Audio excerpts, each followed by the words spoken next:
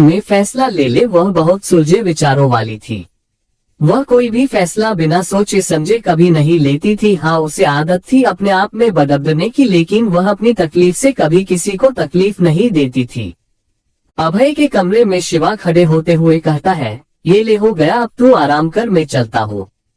ठीक है, जा। जाते जाते कोमल को यहाँ भेजता जाना, अभय उसकी बात का जवाब देते हुए कहता है। शिवा भी ठीक है कह के वहाँ से चला जाता है। कुछ देर में कोमल कमरे में आती है और अभय से कहती है, तुमने बुलाया मुझे? हम कहाँ थी तुम इतनी देर से? अभय उससे सवाल करता है। मैं अपने कमरे में थी, आपने जो काम दिया था वह कर रही थी, कोमल कहती है। हम काम हो गया? अभय उससे पूछता है। अभी नहीं पर कल तक हो जाएगा, कोमल जवाब देती है। ठीक है, तुम जा सकती हो। जी। इतना कह के कोमल जाने लगती है तो पीछे से अभय कहता है, सांची की देखती जाना। उसकी बात सुनकर कोमल पलट कर कहती है, क्या हुआ उसे? तो अभय कहता है, कुछ नहीं, बस तबीयत ठीक नहीं है उसकी। ठीक है, मैं देखती हूँ। इतना कह के कोमल वहाँ से चली जाती है। अभय अपनी शर्ट उतार के बाजू में रखता है और बिस्तर पर लेट जाता है।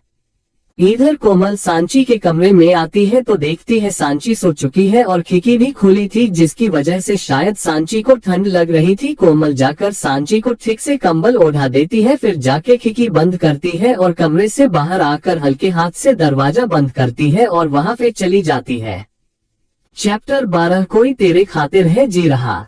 पराक्रम रात के लगभग 2 बजे अभय के कमरे में अभय बेड पर लेटा हुआ था। उसका पूरा चेहरा पसीने से भीगा हुआ था। वह काफी घबराया हुआ लग रहा था, शायद कोई बुरा सपना देख रहा हो। उसे सपने में फिर वही धुंधले चेहरे दिखाई दे रहे थे, वही आवाजें आ रही थी जैसे कोई उस पर किसी के खून का इल्जाम लगा रहा हो। अभय नींद में ही कसमसा रहा ना, और नींद में ही कुछ बदब रहा था कि नहीं, मैंने नहीं मारा उन्हें, मैंने नहीं मारा, मैंने नहीं। उसकी जबान लखा रही थी जैसे नींद में वह किसी से डर रहा हो। अचानक वह हड़बड़ाकर उठता है। वह अपने आसपास देखता है तो ये उसी का कमरा था। ये देख उसे थोड़ी राहत मिलती है, पर वह अभी भी घबराया हुआ डरा हुआ लग रहा था। उसका गला सूख रहा था। वह साइड टेबल से पानी की बोतल उठा के पानी पीता है। वह दोनों हाथ अपने चेहरे पर रखता है। वह पूरा पसीने से भीग चुका था। अभय उठ के बाथरूम में जाता है और अपना चेहरा धो के वापस कमरे में आता है, पर उसे अब भी चैन नहीं मिल रहा था। वह कमरे से बाहर चला आता है। आग अब भी हल्की जल रही थी, पर आसपास कोई नहीं था। अभय जाकर आग के सामने थोड़ी दूरी बनाकर बैठ जाता है। वो आग को देखते हुए मन में सोच रहा था कि ये मेरे साथ कब तक होगा, कब मुझे छुटकारा मिलेगा इन सब से। पर अफसोस के अपने इस सवाल का जवाब किसी के पास नहीं था। अभय वही बैठा उस आग को देखने लगता है। इधर सांची के कमरे में सांची को काफी घबराहट हो रही थी, जिसकी वजह से उसकी आंख खुल जाती है। वह लंबी लंबी सांसें ले रही थी। जब वह अपने आसपास देखती है तो देखती है कि कमरे की खिड़की और दरवाजा दोनों बंद थे। सांची जल्दी से उठ के खिड़की के पास जाकर उसे खोलने की कोशिश करती है, पर खिड़की नहीं खुलती। सांची भागकर दरवाजे के पास जाती है और दरवाजा खोलने की कोशिश करती है और दरवाजा खुल भी जाता है। वह जल्दी से भागकर कमरे से बाहर खुली हवा में आ जाती है और लंबी लंबी सांसें लेने लगती है। सांची के कमरे के ठीक सामने थोड़ी दूरी पर आग जल रही थी और आग के उस तरफ अभय बैठा था, जो सांची को इस तरह बाहर आते देख लेता है। वही सांची को ये पता नहीं था कि वहाँ उसके अलावा कोई और भी था। जब सांची को राहत मिलती है तो उसे थोड़ा ठीक लगता है। वह अपने आसपास देखती है तो सामने उसे अभय दिखाई देता है, जो अभी उसे ही देख रहा था। उसे देखते ही सांची के मन में फिर से वही सब चलने लगता है। अभय अपनी जगह से उठता है और सांची के पास चला आता है। उसके पास जाने के बाद अभय नर्म लहजे में कहता है, तुम इतनी रात को बाहर क्या कर रही हो? सांची मन में कहती है, तुम भी तो बाहर हो, इतनी रात को हूँ। फिर अभय से उसी की तरह कहती है, नहीं, वो मेरे कमरे की खिड़की फिर से बंद हो गई है। अभय अपने दोनों हाथ कमर पर रखकर कहता है, जब खिड़की खुलती नहीं है तो बंद क्यों करती हो? उसकी बात सुन के सांची जल्दी से कहती है, मैं तो खुली रखकर ही सोई थी, पता नहीं कैसे बंद हो गई। उसकी बात सुनकर अभय समझ जाता है कि हो ना हो ये शायद कोमल ने किया होगा जब वह सांची को देखने गई होगी। अभय उसके कमरे में जाने लगता है। उसे ऐसे जाता देख सांची जल्दी से कहती है, यहाँ कहाँ जा रहे हो? अभय पलट कर पूछता है, खिड़की खोलनी है ना? सांची जल्दी से कहती है, नहीं तो अभय उसे सवालिया नजरों से देखने लगता है तो सांची फिर से कहती है, मेरा मतलब है मुझे अंदर घुटन सी हो रही है, क्या मैं थोड़ी देर बाहर बैठ सकती हूँ? बेचारा अभय क्या कहता, उसकी खुद की हालत भी तो ऐस बड़ी ही थी, वह बस हम कहे कि वापस अपनी जगह पर जाकर बैठ जाता है। सांची भी उससे थोड़ी दूरी बनाकर बैठ जाती है। अभय फिर से आग को देखने लगता है और सांची अभय को ऊपर से नीचे तक देखती है। वह एक मेडिकल स्टूडेंट थी। अभय को देखकर उसे 1 मिनट नहीं लगा ये जानने में कि वह घबराकर नींद से उठा है। सांची को लगता है शायद कोई बुरा सपना देखा होगा। बातें ये कभी ना, तू भूलना, कोई तेरे खातिर है जी रहा, जाए तू कहीं भी, ये सोचना, कोई तेरे खातिर है जी रहा, बातें ये कभी ना दो। सांची की आवाज सुनकर अभय एक पल के लिए उसे देखता है, फिर कहता है, ये क्या कर रही हो? तो सांची कहती है, गाना गा रही हूँ, मेरा मतलब है कि मुझे बहुत घबराहट हो रही है और मैंने कहीं पढ़ा था कि जब डर लगे, बेचैनी हो, दुखी हो या घबराहट हो रही हो तो गाना सुनो या गाओ।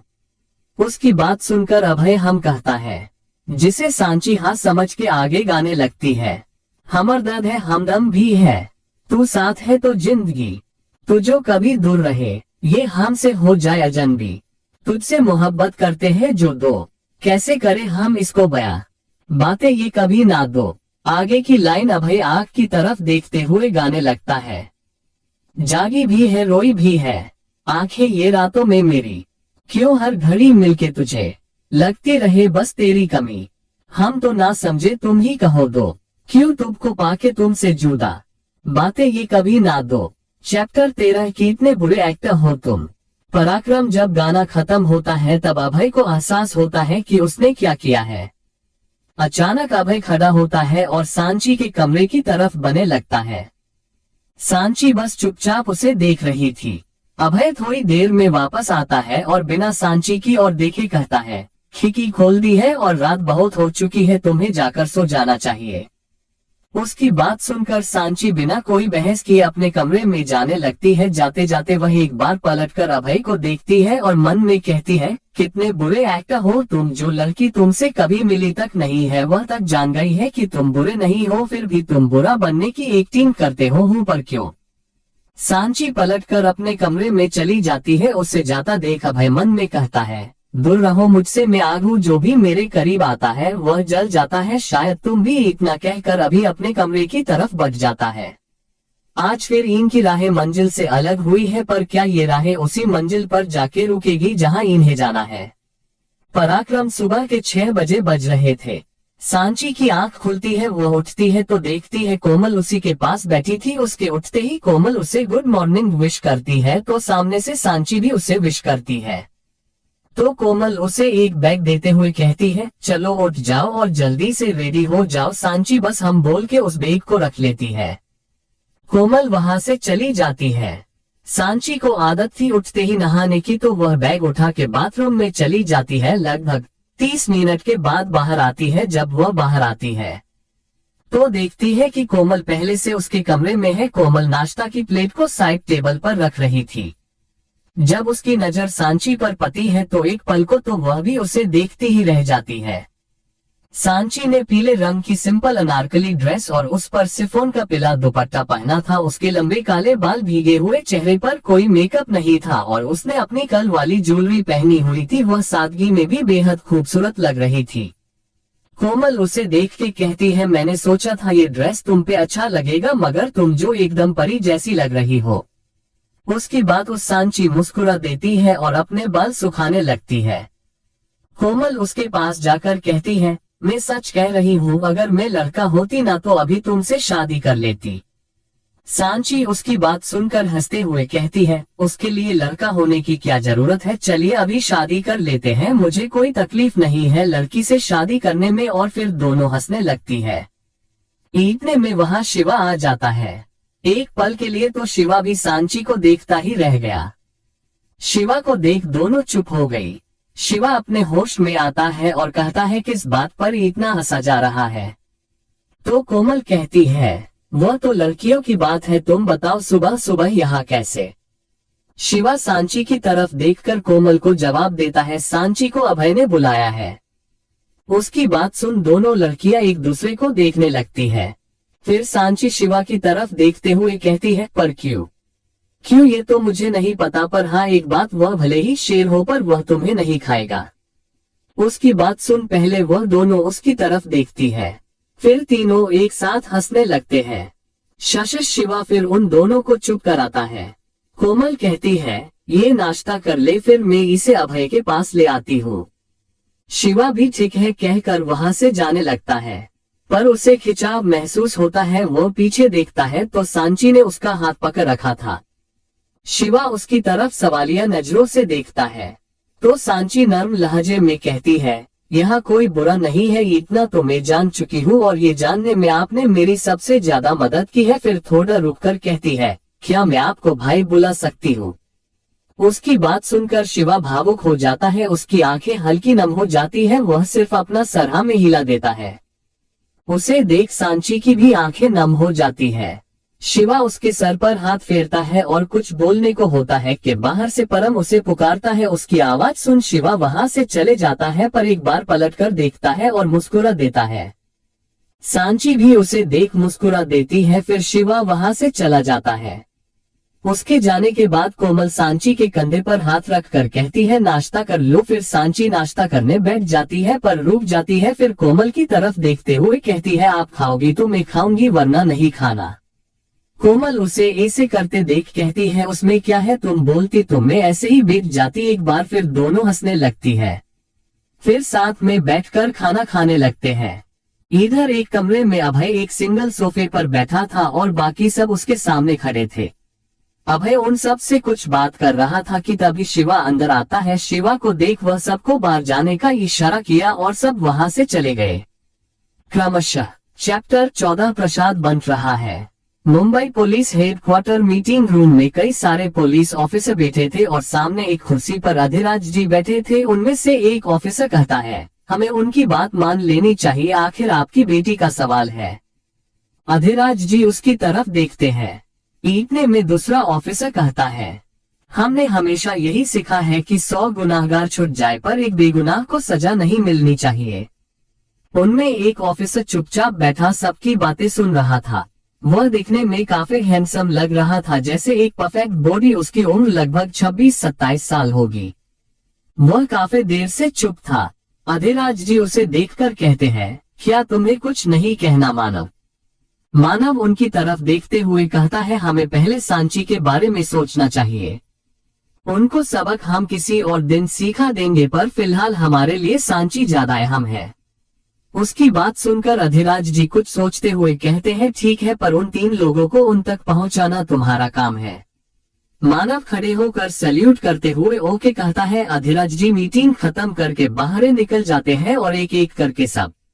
और आखिर में मानव बाहर आते हुए अपने फोन में सांची की फोटो देखते हुए कहता है, बस कुछ देर और उसके बाद मैं तुम्हें वहां से बाहर निकाल लूंगा, बस मेरा इंतजार करना। I love you.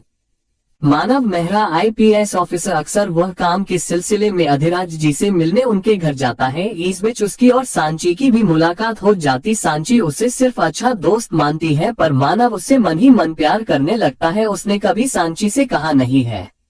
वह उसे उसके बर्थडे पर प्रपोज करने वाला था, जो आने वाला ही है, पर बीच में ये सब हो गया।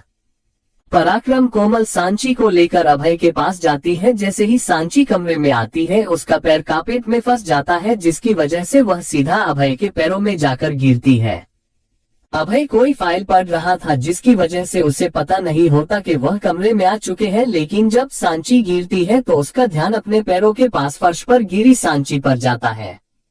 सांची अपना सर ऊपर कर उसे देखती है तो जैसे अभय की धड़कनें एकाएक बढ़ जाती है। वह सांची में जैसे खोसा जाता है, पर अगले ही पल खुद को संभाल कर कहता है, यही जगह मिली थी। सांची भी उसे ऐसे ही देख रही थी। वह खोए हुए स्वर में हाँ कह देती है। अभय उसकी बात सुन के हैरानी से कहता है, क्या? अभय की बात सुन सांची को होश आता है कि वह कहाँ है और उसने अभी अभी क्या कहा है। वह जल्दी से खड़ी होती है और कहती है, नहीं मैं वह कुछ कहते कहते रुक जाती है और कुछ नहीं इतना कहकर सर नीचे कर लेती है। उसकी इस बड़ी हालत देख कोमल को बहुत हंसी आ रही थी, पर उसने जैसे तैसे खुद को रोक रखा था। शिवा अपने मन में कहता है, सोचा था वही इसे देखकर पागल हो जाएगा, पर यहाँ तो ये उसे देख के पागल हो रही है। अभय शिवा की तरफ देखता है तो शिवा सांची को उसका बैग थमा देता है। सांची उस बैग को देखकर कहती है, मेरा बैग, और जल्दी से उसे खोल के देखने लगती है जैसे कुछ ढूंढ रही हो। सांची बैग में से एक पेंडेंट निकालती है जिस पर एम लिखा था। वह उस पेंडेंट को अपने सीने से लगा लेती है। उसके आंखों से आंसू बहने लगते हैं। उसके मुंह से बस एक शब्द निकलता है, मो। अभय परम की तरफ देखकर कहता है, इसे कॉलेज लेकर जाओ, किसी को शक नहीं होना चाहिए कि ये किडनैप हुई है, और हाँ नजर रखना, अगर भागने की कोशिश करे या कोई चालाकी तो गोली मार देना। अभय की बात सुन के सब हैरान रह जाते हैं। परम सांची के पास जाकर कहता है, चलिए मैडम। सांची उसके साथ जाने लगती है कि शिवा कहता है, भाई आप बुरा ना मानो तो मैं सांची को कॉलेज ले जाता हूँ। अभय फिर से फाइल पते हुए कहता है, रहने दे, मुझे बुरा लग जाएगा। इस बार उसकी बात सुन सांची से रहा नहीं जाता और वह हंस देती है।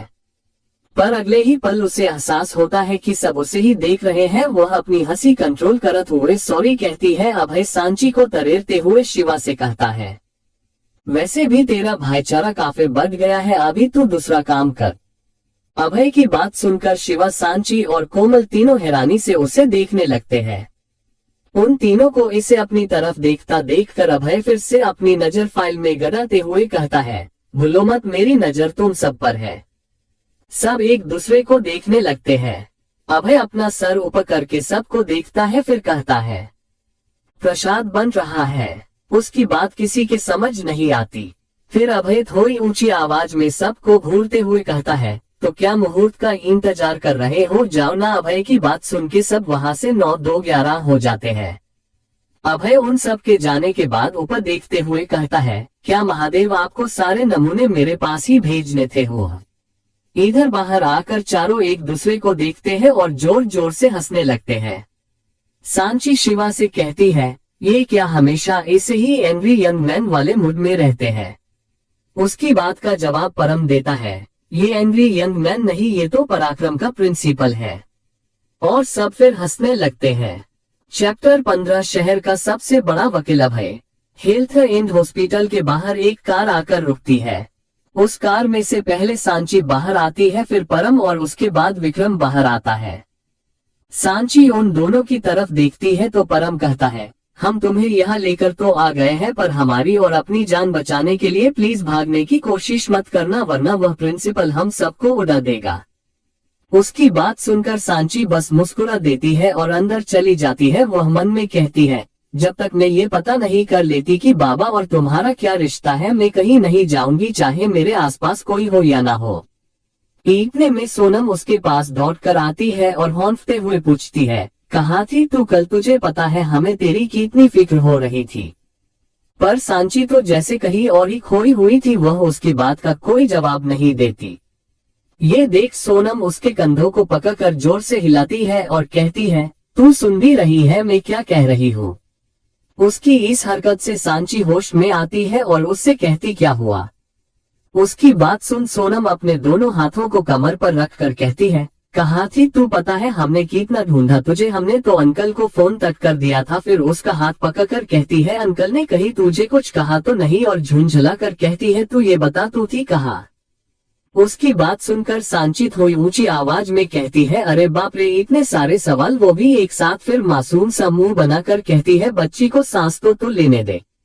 उसे ऐसा करता देख सोनम कहती है, चल चल नौटंकी करना बंद कर, चल कैंटीन में चलकर बात करते हैं। सांची भी उसकी बात में सहमति जताती है और दोनों एक साथ कैंटीन की तरफ बढ़ जाती है। उधर निशा और पूर्वी पहले से कैंटीन में मौजूद थी। सांची और सोनम को देख पूर्वी उन्हें अपनी ओर आने का इशारा करती है। वो दोनों भी उन दोनों के पास जाकर टेबल पर बैठ जाती है। पूर्वी और निशा दोनों ही कुछ कहने को हुई कि सांची ने पहले ही कह दिया, बता रही हूँ, सब बता रही हूँ, थोड़ी शांति रखो। उसकी बात सुनकर तीनों चुपचाप उसे देखने लगती है। तो सांची कहना शुरू करती है, कल जब मैं फर्स्ट लेक्चर के बाद जब बाहर आए तो मुझे किसी की कॉल आई। मुझे नहीं पता था कि वह कौन है। उसने मुझे से हेल्प मांगी और एड्रेस बताया। उसके बाद कॉल कट हो गया। मैंने सोचा शायद कोई मजाक कर रहा है, पर फिर सोचा अगर सच में उसे मेरी जरूरत हुई तो ये सोचकर मैं उस एड्रेस पर चली गई और वहाँ सच में एक एक्सीडेंट हुआ था। जगह थोड़ी दूर होने की वजह से आसपास लोग भी कम ही थे। जिस टैक्सी से वहाँ गई थी उसी टैक्सी से उन्हें वहाँ के नजदीकी हॉस्पिटल में ले गई और वहाँ मुझे पता चला कि जिस शख्स ने मुझे फोन लगाया वह पढ़ा लिखा नहीं था, इसलिए उसने मुझे फोन कर दिया और उस हॉस्पिटल में नेटवर्क नहीं था तो मैं किसी की फोन नहीं कर पाए।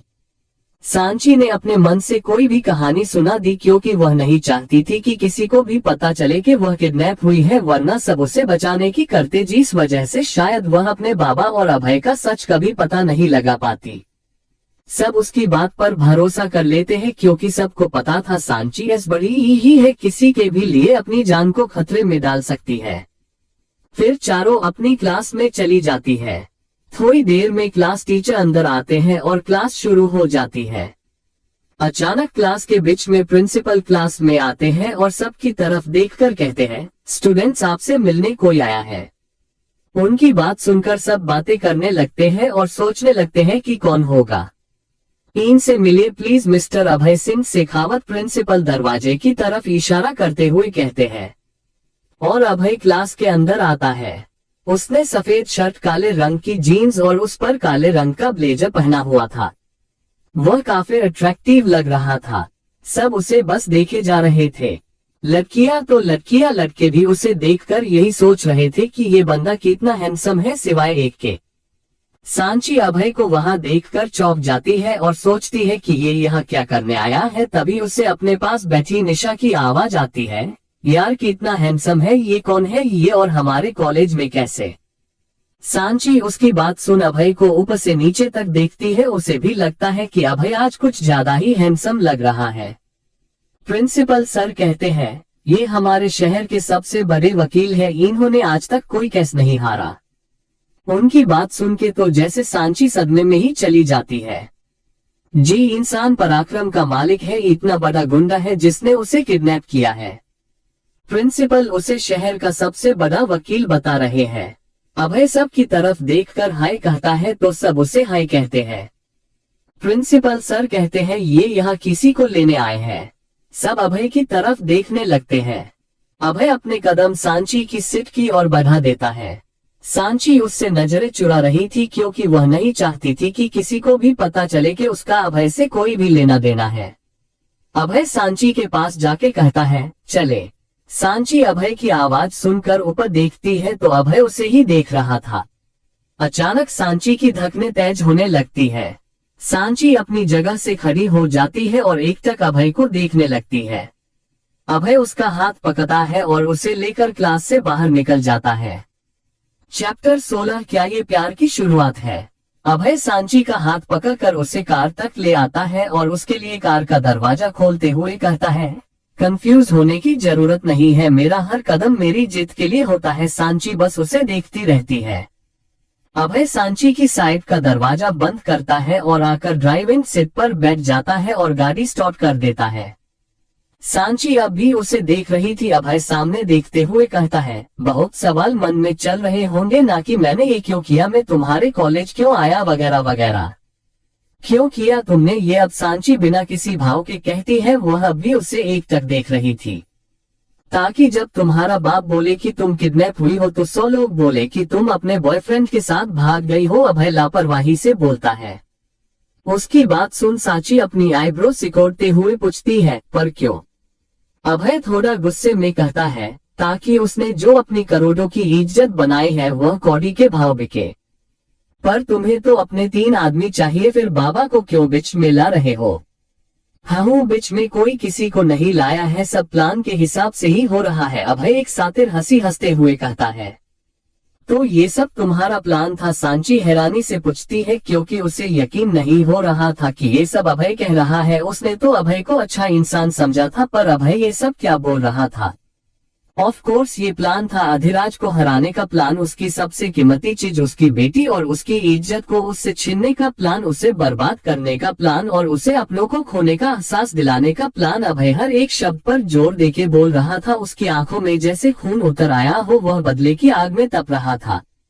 उसे इसे देख एक पल के लिए तो सांची भी डर गई थी। वह अच्छे से देख पा रही थी कि अभय इस वक्त कितने गुस्से में है। अभय गुस्से में अपनी कार की स्पीड बढ़ा देता है। अब सांची को और ज्यादा डर लग रहा था। अभय सर स्पीड कम करो प्लीज, सांची उससे डरते हुए कहती है। डर की वजह से सांची की आवाज भी लखा रही थी, पर अभय तो जैसे होश में ही नहीं था। वह कार की स्पीड और ज्यादा बढ़ा देता है। अब तो जैसे सांची के मुंह से आवाज ही नहीं निकल रही थी। अभय के कानों में वह आवाजें गूंज रही थी, तुम खूनी हो, तुमने मारा है उन्हें, तुम ऐसा कैसे कर सकते हो, तुम खूनी हो। अचानक सामने से ट्रक आ जाता है जिससे अभय होश में आता है। सांची उस ट्रक को देखकर जोर से चिल्लाती है और डर से अपनी आंखें बंद कर लेती है। अभय जल्दी से गाड़ी दूसरी ओर मोड़ लेता है और एक बहुत बड़ा हादसा होते होते टल गया। अभय गाड़ी रोक देता है। वह सांची की तरफ देखता है, उसकी आंखें अब भी बंद थी। अभय उसके जब्बे पर पकड़ बनाते हुए कहता है, आंखें खोलो। अभय की गुस्से से भरी आवाज सुन सांची धीरे धीरे आंखें खोलती है, तो अभय का गुस्से से तमतमाता चेहरा उसके बहुत करीब था। डर लगा, अपनी मौत को सामने देखा, यही मौत, यही नजारा रोज अपनी आंखों के सामने देखोगे तुम। बाप बेटी पल पल तिल तिल मरना किसे कहते हैं, अब पता चलेगा उससे। अभय बहुत गुस्से में कहता है। सांची की आंखों से आंसू की एक लंबी रेखा खींच जाती है। उसके आंसू देख अभय को एहसास होता है कि उसने क्या किया है। वो एकदम नॉर्मल हो जाता है। अब पता नहीं क्यों सांची के आंसू उसे तकलीफ दे रहे थे। वह उसके जब्बे से झट से हाथ हटा लेता है और गाड़ी से बाहर आ जाता है। एक लंबी सांस लेकर वह सांची के साइड का दरवाजा खोल देता है। बाहर आओ, अभय नर्म लहजे में कहते हैं। सांची को अभय से बहुत डर लग रहा था। वह उसकी बात मान लेती है और जल्दी से बाहर आ जाती है। वह अब भी काफी डरी हुई थी, उसका पूरा शरीर डर से कांप रहा था। अभय उसे ऐसे देखता है। वह कुछ कहने के लिए आगे आता है कि सांची डर के एक कदम पीछे हट जाती है। अभय को उसे ऐसे देख अब खुद पर ही गुस्सा आ रहा था। अभय उसके हाथ को कोहनी से पकड़कर झटके से अपने गले लगा लेता है। उसके ऐसा करते ही सांची की आंखों के आंसू जो अब तक रुके हुए थे बहने लगते हैं और वह रोने लगती है। अभय बस उसे पकड़कर ऐसे ही खड़ा रहता है। सांची रोते हुए बदबड़ रही थी, मैंने कुछ नहीं किया, मैं बुरी नहीं हूँ, मैं बुरी नहीं हूँ। अभय ये सुन लेता है। वह सांची का सर सहलाता है और एकदम नर्म लहजे में कहता है, हम तुमने कुछ नहीं किया, सॉरी। सांची फिर कहती है, बाबा ने भी कुछ नहीं किया।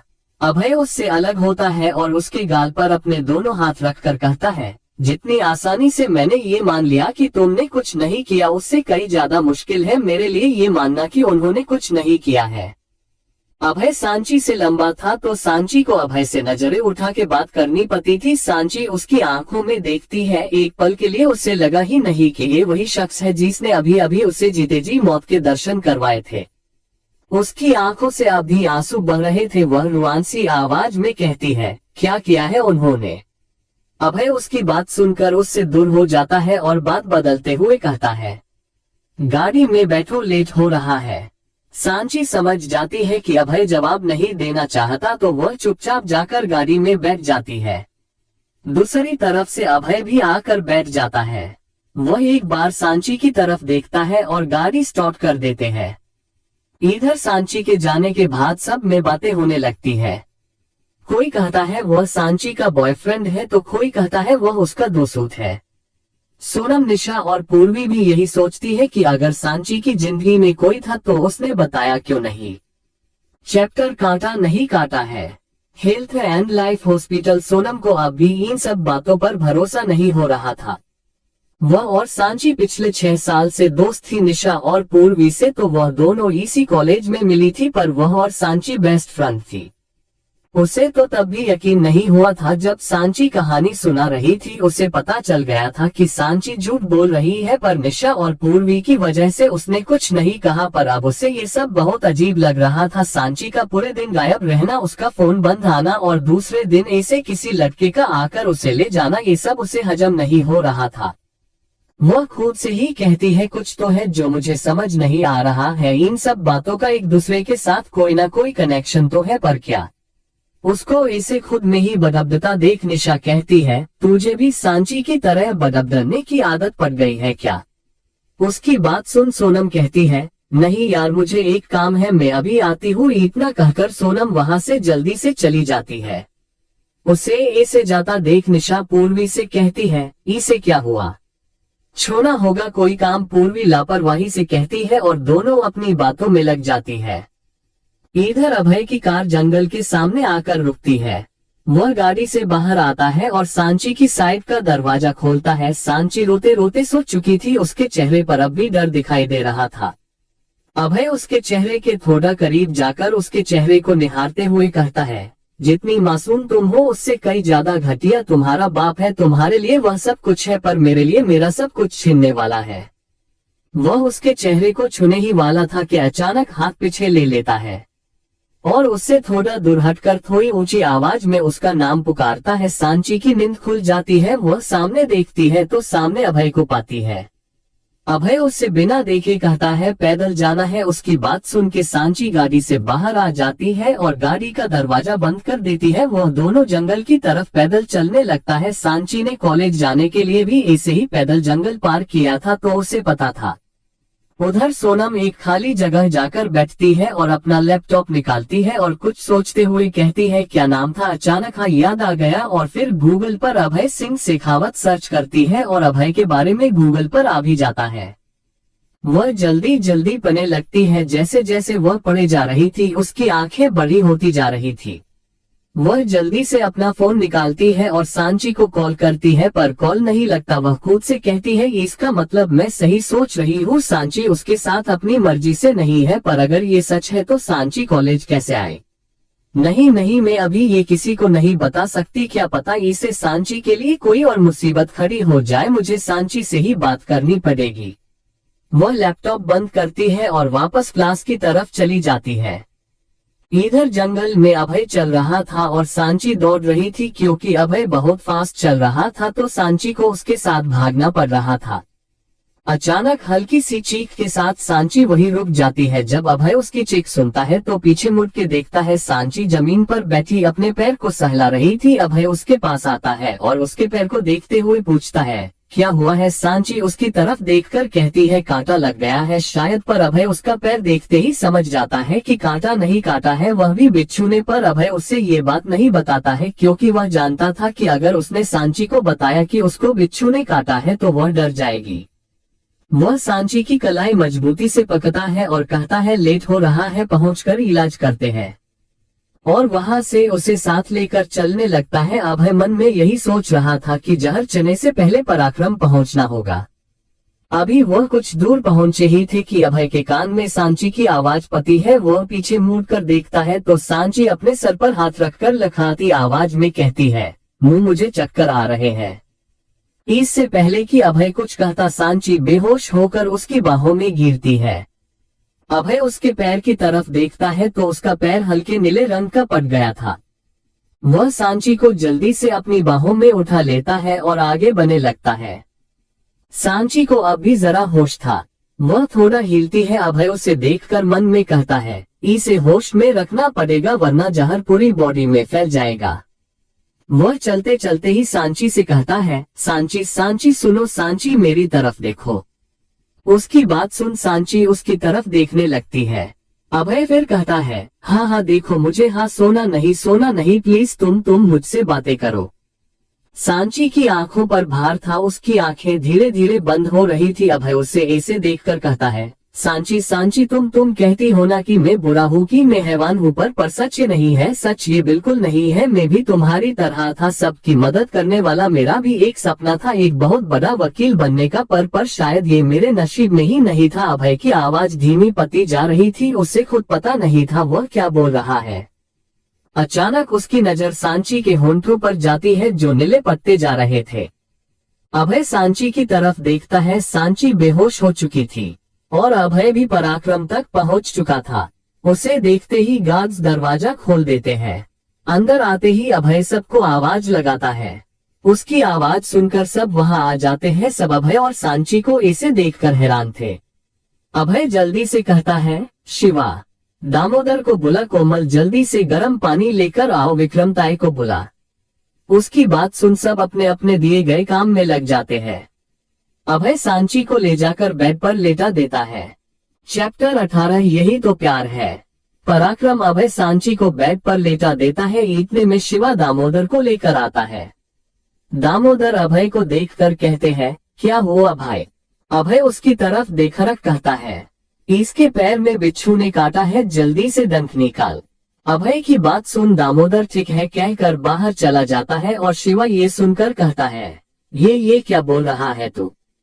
अभय उसकी तरफ देखकर गुस्से से कहता है, मैंने बोला था तुझे मेरे पास जो भी आता है वो अपनी जिंदगी से हाथ धो बैठता है। कहा था मैंने, अब बोल क्या कहेगा? भाई कहती है ना, ये तुझे देख देख इस हालत में है। ये सिर्फ मेरी वजह से ना मैं इसे यहाँ लाता और ना ही ये सब होता। अब खुश, अब तो मानता है ना कि मैं बदनसीब हूँ। अब तो यकीन हो गया ना कि मेरे आसपास कोई ठीक नहीं रह सकता। इसलिए सिर्फ इसलिए नफरत है मुझे, प्यार से नफरत है मुझे, प्यार से। अभय बस बोलता जा रहा था और उसकी आंखों से आंसू बह रहे थे। वह एकदम से जमीन पर बैठ जाता है और कहता है, अरे मैं तो चाह कर भी किसी से प्यार नहीं कर सकता। शिवा उसे ऐसे देखकर उसे कस के गले लगा लेते हैं और उसे शांत कराने लगता है। दामोदर वापस रूम में आता है। उसके साथ में एक गरम चिमटा था। अभय और शिवा उसे देखकर अलग होते हैं। दामोदर सांची की तरफ इशारा करके अभय से कहता है, आप इन्हें कसकर पकड़ लीजिए, ये हिले नहीं। अभय सांची को थोड़ा ऊपर उठाकर अपने सीने से लगाकर बैठ जाता है और शिवा सांची के दोनों पैरों पर पकड़ बनाता है। दामोदर उस चिमटे को काटने के निशान पर लगाकर डंक निकालने लगता है तो सांची दर्द की वजह से तड़पने लगती है, पर वो हिल नहीं पाती है क्योंकि अभय ने उससे बहुत कस के पकड़ रखा था। थोड़ी देर में दामोदर उसके पास से हट जाता है और कहता है, डंक मैंने निकाल दिया है, पर जो जहर शरीर के अंदर है उसे दवा देकर ही निकालना पड़ेगा। आप ताई को दिखा दो एक बार। और इतना कह के वह बाहर चला जाता है और कोमल ताई को लेकर अंदर आती है। ताई डॉक्टर नहीं थी, पर उन्हें दवाइयों की काफी जानकारी थी। वह अंदर आकर अभय के सामने खड़ी हो जाती है। अभय उन्हें सांची की तरफ इशारा करता है और शिवा और वह दोनों बाहर आ जाते हैं। शिवा अभय से पूछता है, क्या तू उसे प्यार करने लगा है? अभय उसे साफ शब्दों में नहीं कह देता है। शिवा फिर कहता है, तो वो क्या था जो तूने अंदर किया और उसकी इतनी फिक्र क्यों? क्योंकि मैं एक और मासूम की मौत का इल्जाम अपने सर नहीं ले सकता। अभय उसकी बात बीच में ही काटते हुए कहता है। अभय की बात सुन शिवा चुप हो जाता है। वह बेकसूर है और उससे कुछ हो गया तो वह मेरी जिम्मेदारी होगी। मैं नहीं चाहता कि अब एक और बेकसूर की मौत का इल्जाम मुझ पे लगे। और अगर तू इसे प्यार समझ रहा है तो मैं तुझे बता दूं, मैं अब भी वही अभय हूँ जिसे प्यार और प्यार करने वालों से नफरत है। ना मैं अपने करीब किसी को आने दूंगा और ना मैं कभी किसी के इतना करीब जाऊंगा। अभय एकदम ठंडे लहजे में कहता है। इतने में ताई बाहर आकर कहती है, मैंने उसे दवाई दे दी है, सुबह तक होश आ जाएगा, तब मैं आकर एक बार फिर देख लूंगी। इतना कहकर वह वहां से चली जाती है। सांची का कमरा। अभय और शिवा दोनों अंदर आते हैं। कोमल सांची के पास बैठी थी। सांची अभी बेहोश थी, उसकी पैर में पट्टी बंधी थी। कोमल उन दोनों की तरफ देखकर कहती है, मैं आज यही सांची के पास रुक जाती हूँ। अभय बस हम कह के वहां से चला जाता है। शिवा बस उसे वहां से जाता देखता है और अपने आप से कहता है, नहीं वह सिर्फ तेरी जिम्मेदारी नहीं है, वरना तू सिर्फ उसकी फिक्र करता, तेरी आंखों से आंसू नहीं आते हो। अगर किसी को तकलीफ में देख के तुम्हें तकलीफ हो, दर्द किसी और को हो और आंसू तुम्हारे बहे, तो यही तो प्यार है जिसे तू अभी समझ नहीं पा रहा है। पर जल्दी ही तुझे ये एहसास होगा कि तेरे खाली दिल में भी कोई आ चुका है जिसे तू अपने दिल में नहीं लाया, बल्कि वह खुद तेरे दिल में आए है। शिवा सांची को एक नजर देखता है और वहां से चला जाता है। अभय के कमरे में अभय बालकनी में खड़ा आसमान को देख रहा था। न जाने उसके दिमाग में क्या चल रहा था। तभी उसके कमरे में हर्षद और शिवा आते हैं। अभय उन दोनों की तरफ मुड़ता है। आज फिर से अभय की आंखों में वही खालीपन दिखाई दे रहा था जो हमेशा उसकी आंखों में रहता था। हर्षद कहता है, भाई 24 घंटे पूरे होने वाले हैं पर डीसीपी ने अभी तक कोई जवाब नहीं दिया है। हम एक काम करो, उसे एहसास दिलाओ कि उसकी बेटी किडनैप हुई है। अभय एक अलग ही अंदाज में कहता है। शिवा और हर्षद उसे अनिश्चितता से देखने लगते हैं। अभय उन दोनों को इसे देखकर कहता है सुनो और उन्हें कुछ समझाता है। उसकी बात सुन शिवा और हर्षद दोनों चौंक जाते हैं। शिवा कहता है अभी तो तू कह रहा था कि वो मासूम है, बेकसूर है और अब ये सब करने की बात कर रहा है। उसकी बात सुनकर अभय बड़ी ही बेपरवाही से कहता है फिक्र मत कर, ये बस उसके बाप को समझाने के लिए है और वैसे भी इससे उसे बिच्छू के काटने जितना दर्द नहीं होगा। पर अभय बस जो कहा है वो करो। शिवा कुछ बोलने को होता है कि अभय उसे रोककर हुक्म देते हुए कहता है, तो वह दोनों बेमन से वहां से चले जाते हैं। क्रमशः चैप्टर सोना का कॉल है। पराक्रम सुबह के 7 बजे जब सांची की आंख खुली तो अभय उसके सामने सोफे पर बैठा लैपटॉप में कुछ कर रहा था। सांची जैसे ही उठने को हुई कि दर्द की वजह से उसकी चीख निकल गई। उसकी आवाज सुन अभय उसके पास आकर कहता है तुम्हें अभी आराम की जरूरत है।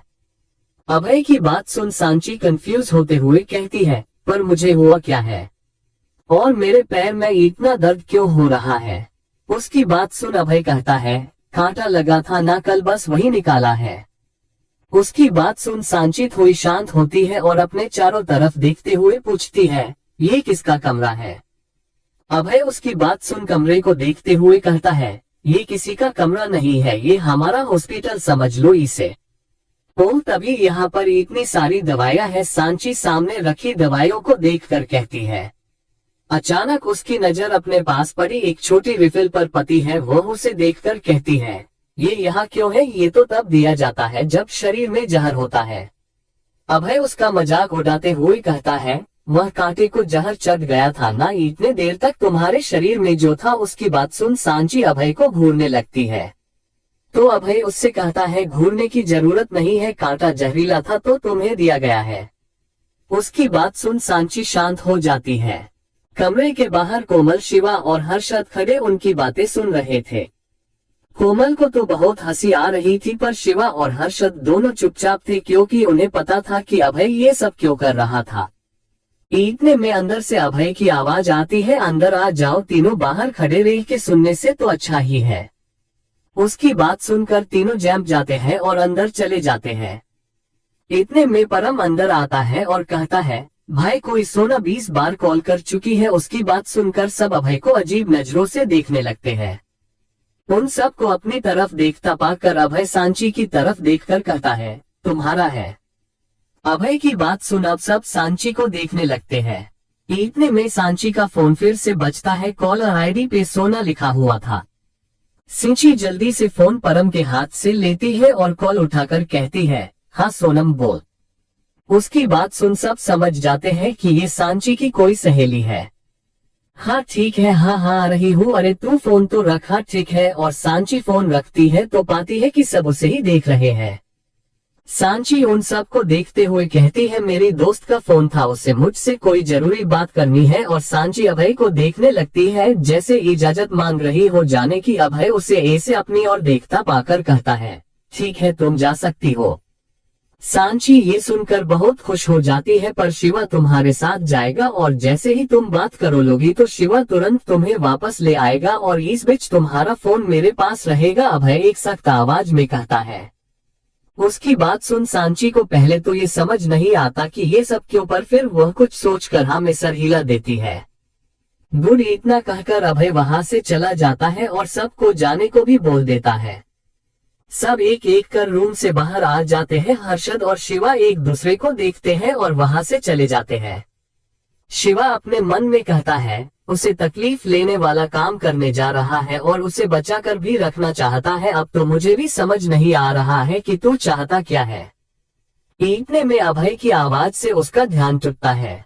अभय उसके पास आकर कहता है सांची को 1 मिनट के लिए भी अकेला मत छोड़ना और जितना जल्दी हो सके उतना जल्दी उसे पराक्रम वापस लेकर आना, समझ गया। शिवा उसकी तरफ बेचारगी से देखते हुए कहता है अभय क्या तू ये सही कर रहा है, जरूरी है क्या ये सब करना। उसकी बात सुनकर अभय उससे ठंडे लहजे में कहता है मुझे जो करना था मैं वो कर चुका हूँ।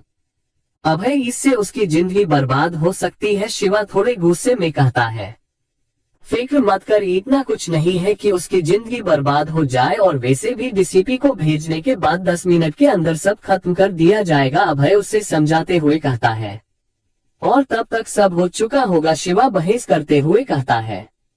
अभय उसे बस देख रहा था।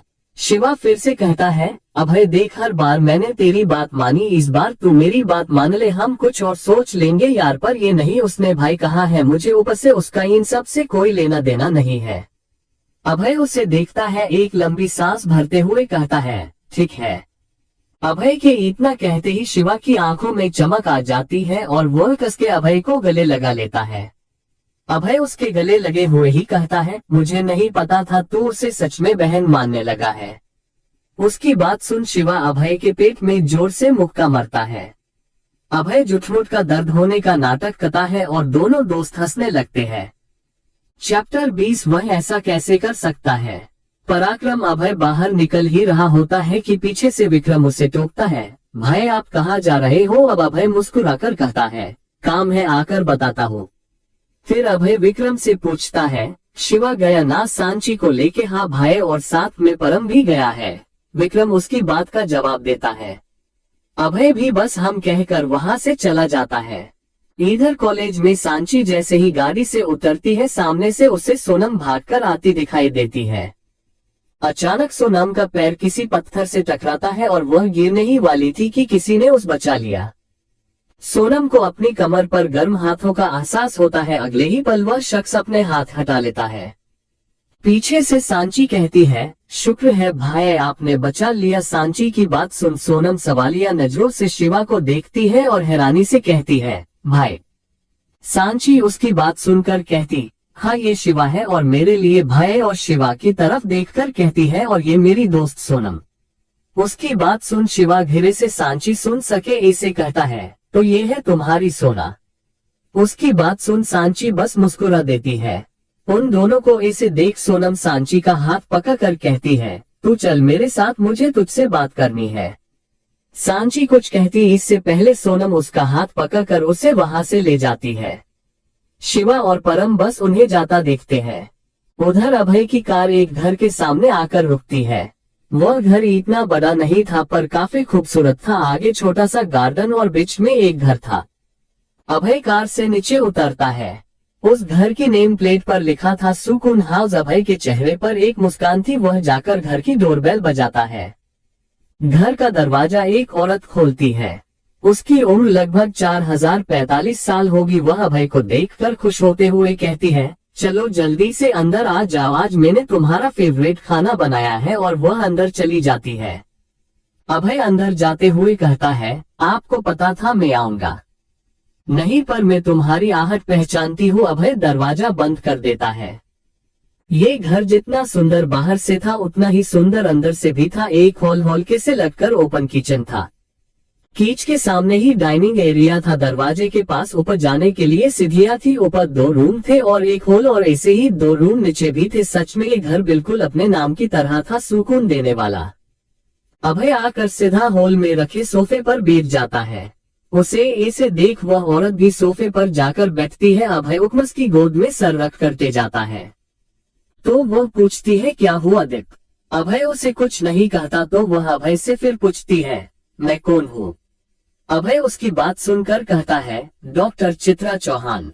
उसकी बात सुन चित्रा अभय के गाल पर प्यार से चपत मारते हुए कहती है, नहीं मैं तेरी मासी मोहू समझा। अभय बस हम कहता है, क्या हुआ है दीप। चित्रा फिर पूछती है, बस थोड़ी देर आपकी गोद में सोना चाहता हूँ। अभय की बात सुन चित्रा मुस्कुरा देती है और प्यार से उसके बालों में हाथ फेरने लगती है। इधर सोनम सांची को एक अकेली जगह लेकर आती है तो सांची उससे पूछती है, बता क्या बात करनी थी तुझे। कल जो तुझे लेने आया था वो कौन था। सोनम सीधे सीधे पूछती है, तूने ये पूछने के लिए बुलाया है मुझे। सांची मुंह बनाते हुए कहती है, जो पूछ रही हो उसका जवाब दे।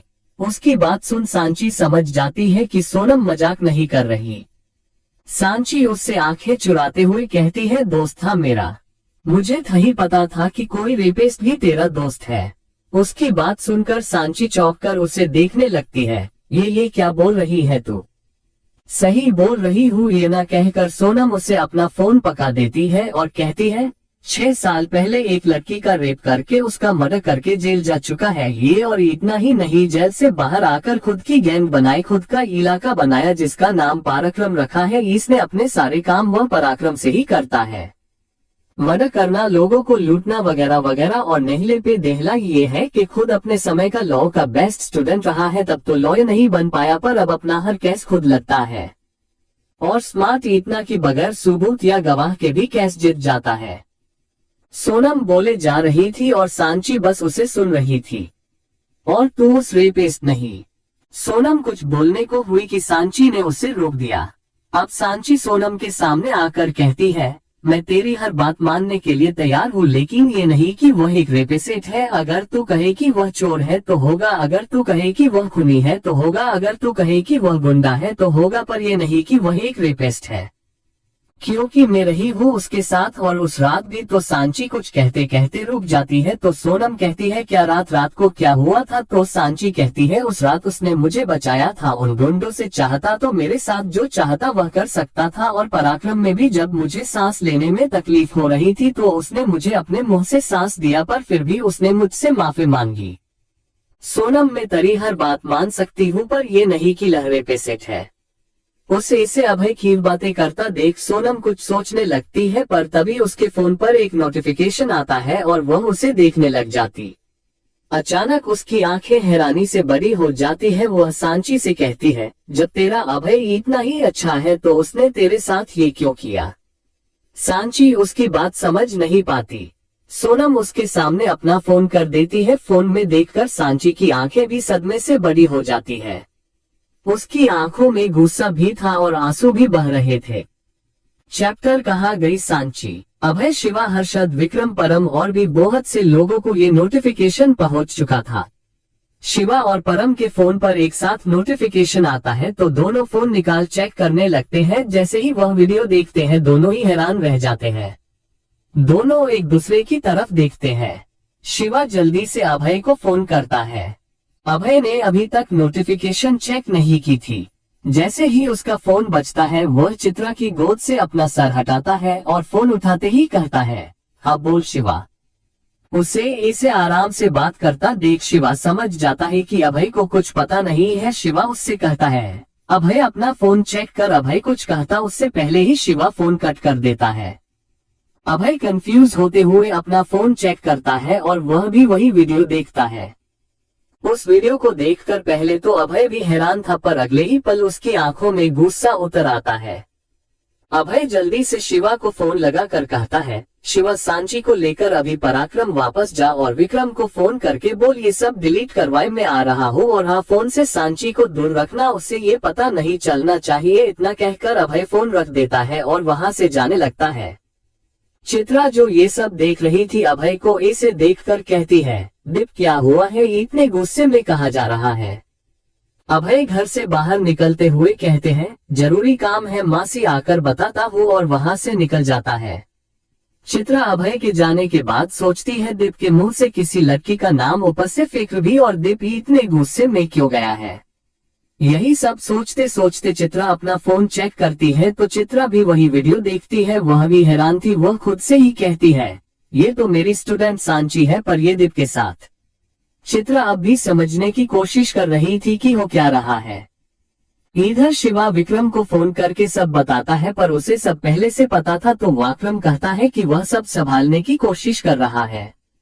बात करने के बाद जब शिवा सांची को लेने पहुंचता है तो देखता है सोनम भागकर कहीं जा रही थी। वह जोर से उसका नाम पुकारता है। सोनम पीछे देखती है, फिर एक बार आगे देखती है और फिर शिवा की तरफ घूमकर खड़ी हो जाती है। शिवा उसके पास पहुंचकर पूछता है, सांची कहाँ है? मुझे नहीं पता, सोनम एक सीधा सा जवाब देती है। क्या, पर वो तो तुम्हारे साथ थी ना? तो कहाँ गई? शिवा फिक्र करते हुए कहता है। तो सोनम उसे फिर उसी तरह जवाब देती है, हाँ वह मेरे साथ थी, पर उस वीडियो को देखने के बाद गुस्से में चली गई। मैं उसी के पीछे जा रही थी, पर मैंने उसे मिस कर दिया। उसकी बात सुन के शिवा चौंकते हुए पूछता है, क्या सांची ने वह वीडियो देख लिया? सोनम बस हाँ में सर हिला देती है। शिवा जल्दी से फोन निकाल कर अभय को कॉल करता है। सोनम को नहीं पता है कि शिवा अभय का आदमी है। अभय उस वक्त कार ड्राइव कर रहा था। वह कॉल रिसीव करते ही कहता है, बोल शिवा। शिवा बेचारगी से कहता है, सांची ने वह वीडियो देख ली है क्या? अभय कार का ब्रेक लगाता है, फिर कहता है, कहाँ है सांची? पता नहीं, अपनी दोस्त से बात कर रही थी, पता नहीं कैसे उसने वो वीडियो देख ली, वो गुस्से में कहीं चली गई है, पता नहीं कहाँ। तू पागल हो गया है, मैंने तुझसे कहा था कि उसके साथ रहना, तो तूने उसे अकेला क्यों छोड़ा? अभय गुस्से में कहता है, फिर खुद को थोड़ा शांत करते हुए कहता, ढूंढ उसे, मैं बस आ रहा हूँ, और कॉल कट करके वापस गाड़ी स्टार्ट करता है और कॉलेज की तरफ जाने लगता है। अभय मन में सोच रहा था कि मैंने तो वीडियो सिर्फ डीसीपी को भेजा था, तो ये किसने किया? वह यही सब सोचते सोचते कॉलेज पहुँचता है। उधर पुलिस स्टेशन में अधिराज जी गुस्से में मानव पर चिल्ला रहे थे, जब मैंने तुमसे कहा था कि उन तीनों को अभय को सौंप दो, तो तुमने अब तक ये क्यों नहीं किया? तुम्हारी वजह से, सिर्फ तुम्हारी वजह से ये सब हो रहा है। तुम उसे उसके लड़के सौंप चुके होते तो आज मेरी बच्ची मेरे साथ होती। पता नहीं किस हाल में होगी मेरी बच्ची। उनकी बात का जवाब देते हुए मानव कहता है, सर मैं लेकर गया था उन्हें वहां पर, मेरे वहां पहुंचने से पहले ही वह तीनों फरार हो गए। उसकी बात सुन अधिराज जी कहते हैं, पर ऐसा कैसे हो सकता है? वह तो खुद अपने घर जा रहे थे, तो उन्हें भागने की क्या जरूरत पड़ी भला? क्योंकि वह अभय के आदमी नहीं है। अभय उन्हें मारने के लिए हमसे मांग रहा था। जब उन तीनों को पता चला कि हम उन्हें अभय के पास लेकर जा रहे हैं, तो तीनों अपनी जान बचाकर भाग गए। सर मानव उन्हें सब बता देता है। उसकी बात सुनकर तो अधिराज जी जैसे सदमे में ही चले गए थे। अब वह अपनी बेटी को कैसे बचाएंगे, क्योंकि वह अच्छे से जानते थे अभय के इलाके में पैर रखना यानी अपनी मौत को दावत देना, और ये बात सब अच्छे से जानते थे। मानव को भी बहुत बुरा लग रहा था कि वह चाहकर भी सांची के लिए कुछ नहीं कर पा रहा था। इधर अभय कॉलेज पहुंचकर सीधा शिवा और परम के पास जाता है। सोनम भी वह थी। अभय वहां जाते ही पूछता है, कुछ पता चला कहाँ है सांची? उसकी बात सुनकर सब बस नामे सर हिला देते हैं। चैप्टर 22 तेरी भाभी। अधिराज जी और मानव दोनों ही कॉलेज के लिए निकल चुके थे। वह जानते थे कि अगर सांची ने वीडियो देख ली है तो वह किस हाल में होगी।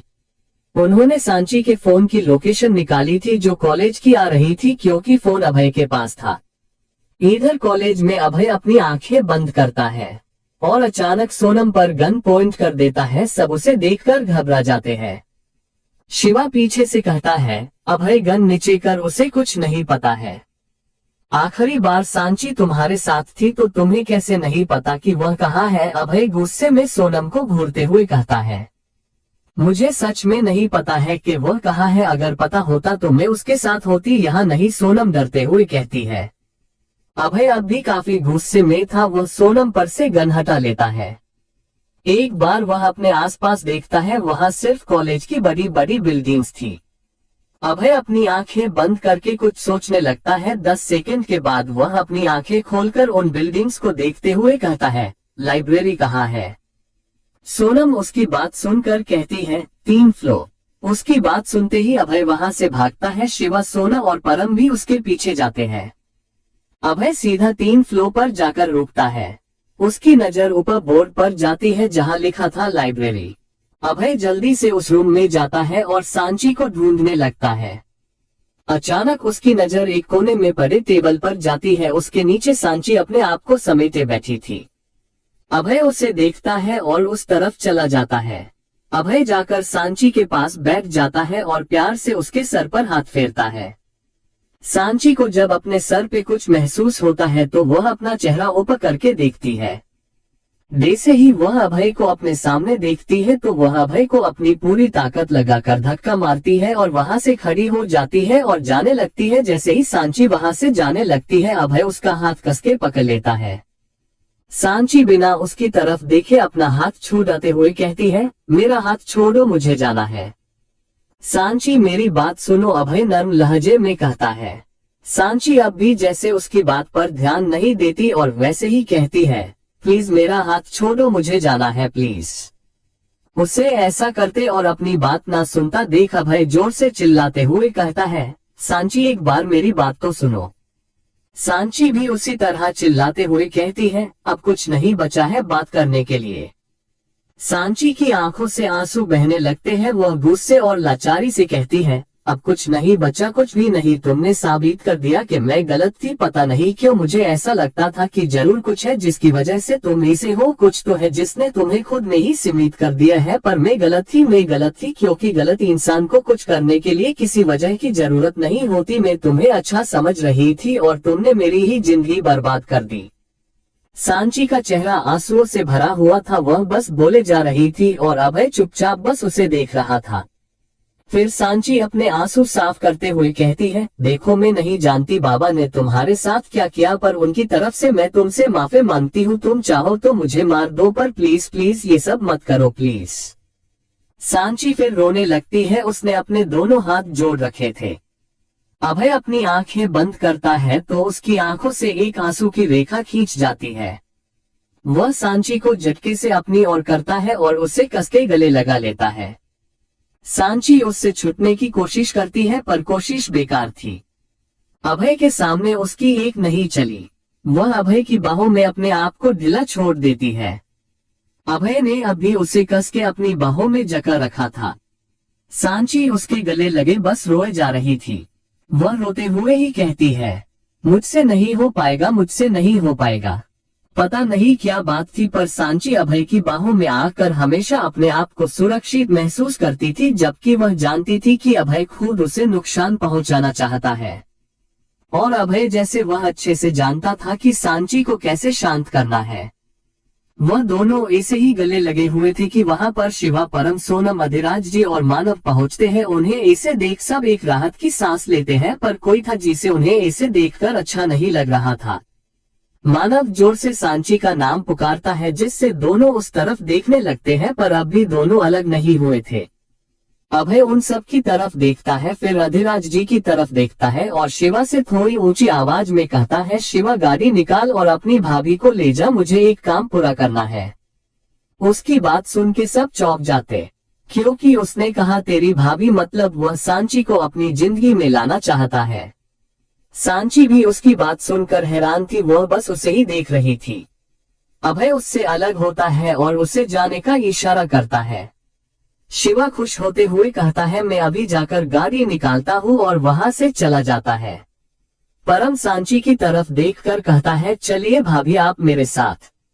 सांची अभय की तरफ देखती है और फिर परम के साथ जाने लगती। अब आप लोग सोच रहे होंगे कि उस वीडियो में ऐसा क्या था, तो मैं बता दूं कि पराक्रम में हर जगह कैमरे लगे हुए हैं। अभय ने वहीं से अपने और सांची के क्लिप्स को एडिट करके वीडियो बनाया था, और जब सांची बेहोश थी तब अभय ने एक वीडियो बनाया था। जब उन सबको जोड़कर देखा तो ऐसा लग रहा था जैसे बहुत कुछ हुआ है, जैसे वह दोनों एक हो गए हो। अभय ने ये सोचा था कि वह अधिराज जी को ब्लैकमेल करेगा, पर उसके कुछ करने से पहले ही वीडियो वायरल कर दी गई। चैप्टर 23, सांची का हाले दिल। सांची जैसे ही जाने लगती है कि मानव उसका हाथ पकड़ लेता है और कहता है, सांची हम तुम्हें यहाँ से ले जाने आए हैं, अब तुम्हें डरने की जरूरत नहीं है। हाँ बिल्कुल, क्योंकि डरने की बारी तो तुम्हारी है। अभय की आवाज सुन दोनों उस तरफ देखते हैं तो दोनों ही चौंक जाते हैं। अभय ने अधिराज जी पर गन पॉइंट कर रखी थी। अभय एक शातिर मुस्कान के साथ कहता है, अब या तो तुम सांची का हाथ छोड़ो या मैं अपने हाथ से ड्रीगा छोड़ो। उसकी बात सुन मानव जल्दी से सांची का हाथ छोड़ देता है और अभय से कहता है, ये तुम ठीक नहीं कर रहे हो अभय। अभय बिना उसकी तरफ ध्यान दिए सांची से जाने के लिए कहता है। सांची एक पल उसकी आंखों में देखती है और वहां से चली जाती है। परम सांची से पहले दौड़कर बाहर चला जाता है। आज वह बहुत खुश था अभय और सांची के लिए, क्योंकि अभय ने इतने सालों में किसी को अपनी जिंदगी में आने नहीं दिया था। इधर अभय मानव की तरफ देखकर कहता है, हाथ लगाया है तो वार्निंग देकर छोड़ रहा हूँ, अगली बार उसे आंख उठाकर भी देखा तो जान ले लूंगा। और अपनी गन नीचे करके वहां से जाने लगता है तो मानव कहता है, मैं प्यार करता हूँ उससे और उसे तो मैं हासिल करके ही रहूंगा। अभय उसकी तरफ पलटकर एटीट्यूड से मुस्कुराते हुए कहता है, देखते हैं क्या जीतता है, तेरा प्यार या मेरी जिद, और वहां से चला जाता है। मानव उसे जाता देख मन ही मन कहता है, पहले मैं तुझे खत्म करूंगा फिर सांची से शादी करूंगा, तू बस देखता जा। अधिराज जी बस चुपचाप वहां खड़े सब देख रहे थे। मानव बिना उनकी तरफ ध्यान दिए बाहर चला जाता है। अधिराज जी कुछ सोचते हुए उसके पीछे चले जाते हैं। अभय जब नीचे आता है तो शिवा और परम वही खड़े थे। अभय उनकी तरफ देखकर कहता है, क्या हुआ, तुम लोग अभी तक गए नहीं और सांची कहाँ है? उसकी बात सुन दोनों चौंक जाते हैं और परम कहता है, क्या वह तुम्हारे साथ नहीं है? अभय उसकी बात सुन के कहता है, अब इसका क्या मतलब हुआ? शिवा कहता है, सांची हमारे साथ नहीं है, हमें लगा वह तेरे साथ होगी। क्या, पर वो तो उस कमरे से कब की निकल चुकी है। अभय चौंकते हुए कहता है। सब एक बार फिर सोच में पड़ जाते हैं। अभय कुछ सोच रहा था, अचानक उसके चेहरे के भाव एकदम शांत हो जाते हैं। वह कहता है, तुम दोनों जाओ, मैं उसे लेकर आता हूँ। उसकी बात सुनकर शिवा कहता है, इसका मतलब तुझे पता है वह कहाँ है? अभय बस हाँ में सर हिला देता है तो वो दोनों उसे ठीक है कहकर वहां से चले जाते हैं। उनके जाने के बाद अभय कॉलेज टेरेस पर चला जाता है। सांची वही बनी पाली पर बैठी थी। अभय भी उसके पास जाकर बैठ जाता है। बाबा से बदला लेने के लिए मुझे अपने दोस्तों की भाभी बना दिया, अब क्या करोगे? सांची सामने देखते हुए खोए हुए स्वर में कहती है। अभय उसकी बात का कोई जवाब नहीं देता, वह भी बस सामने देख रहा था। पता नहीं क्या है तुम में ऐसा, ना तो हम दोस्त हैं और ना ही हम दोनों एक दूसरे से प्यार करता है, फिर भी हम दोनों एक दूसरे से जुड़े हुए हैं। मुझे पता है तुम मुझे सिर्फ नुकसान पहुंचाना चाहते हो, पर फिर भी मैं तुम्हारे साथ सेफ फील करती हूँ और ऐसा मैंने कभी किसी के साथ फील नहीं किया है। तुमने कई गलत काम किए हैं पर मैंने तुम्हें कभी गलत नहीं माना, पता नहीं क्यों। मैं आंख बंद करके तुम पर भरोसा करती हूँ, पर हमें मिले सिर्फ 4 दिन हुए हैं। सांची बस ऐसे ही बोले जा रही थी और अभय उसकी बातें सुन रहा था, पर वह कोई जवाब नहीं देता है। क्या तुम मुझे बता सकते हो कि क्यों मैं तुम्हें देखकर सब भूल जाती हूँ, क्यों तुम्हारी बाहों में आकर मुझे सुकून मिलता है?